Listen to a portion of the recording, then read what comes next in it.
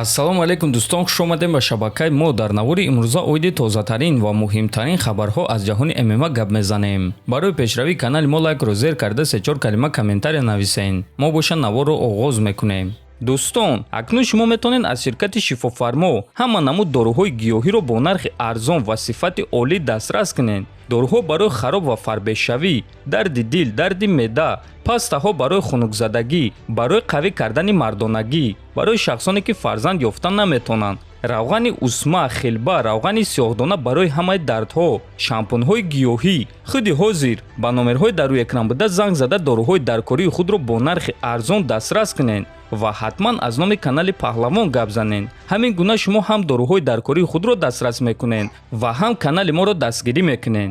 чемпиони UFC дар вазни миёна Исраил Адесаня оиди довталаби асосӣ барои камарбанд Дрикус Дюплеси фикрҳои худро баён кард. биён суханҳои чемпионро гӯш мекунем. дрикус тарсончак нест. ӯ ҷангвари хуб аст, аммо ӯ бо ман ҷангидан намехоҳад. ӯ хеле ҳушёр аст ва ӯ дастаи хуб ва боақлона дорад. ман фикр мекунам ки ӯ тарсончак нест, аммо ӯ аз ман метарсад. вақте ки шумо ба чашмони ягон кас назар мекунед, шумо дарҳол ин чизро ҳис мекунед.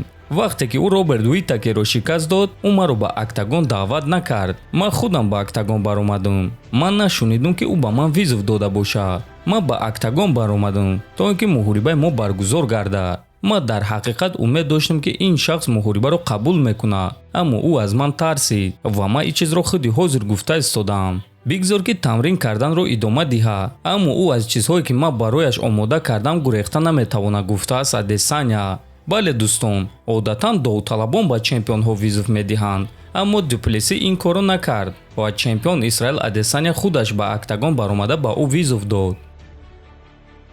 чемпиони вазни 61 килограмми UFC Алҷамин Стерлинг оиди муҳорибаи дар пеш истодааш зидди Шон Омели фикрҳояшро баён кард.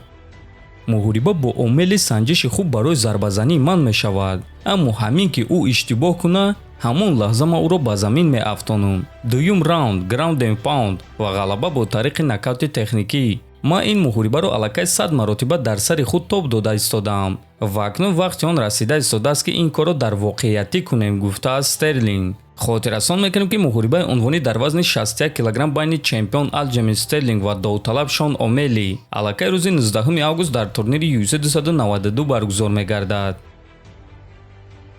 аллакай рӯзи 11 август турнири ACI 161 баргузор мегардад ки дар ин турнир 6 варзигари тоҷик баромад мекунанд. аз он ҷумла варзигари машҳури тоҷик Азам Ғафоров, рақиби ӯ боша варзигари арманӣ Вартан Асатрян мешавад. шаби гузашта ҳам Азам ва ҳам Вартан фикрҳои худро оиди якдигар гуфтанд. биёин суханҳои онҳоро гӯш мекунем ва оғоз мекунем аз суханҳои Азам Ғафоров.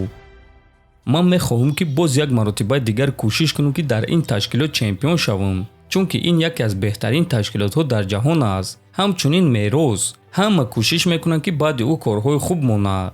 умуман ғолиб шудан барои любой ҷангвар хуб аст, аммо чемпиони дигар ташкилотро шикаст додан барои мо боз ҳам хубтар аст. ман фикр мекунам ки ин муҳориба бисёртар дар стойка мегузарад, аммо агар ки ӯ гӯштин гирифтан хоҳад, пас мо ӯро мезанем ва бо ӯ гӯштин мегирем. мо дар ҳама мавқеъ омода мешавем, гуфтааст Азам. ҳадафи ман дар ин муҳориба танҳо ӯро шикаст додан аст. ӯро шикастан то ин ки одамо ва доваро ин чизро бинанд. ин кор чӣ гуна мешавад муҳориба нишон медиҳад.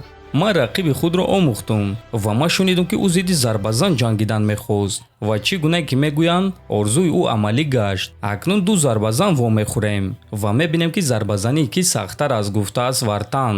хотиррасон мекунем ки муҳорибаи онҳо дар гран-при вазни 57 килограмми ACI мегузарад ва барои Вартан ин дебют дар ташкилоти ACI хоҳад шуд. бояд қайд кард ки ҳам Азам ва ҳам Вартан зарбазананд ва ба боварӣ гуфта мешавад ки мо шуморо муҳорибаи хеле дурахшон интизор аст ва дар ҳама ҳолат мо ба ғалабаи варзигари худ, варзигари тоҷик Азам Ғафоров боварӣ дорем ва ба ӯ муваффақият орзумандем. дар ҳамин ҷо дӯстон навори мо ба анҷом мерасад. фикру ақидаҳотонро нависен, ҳатман дар канали мо обуна шавен то боздид хонободу сарбаланд бошен.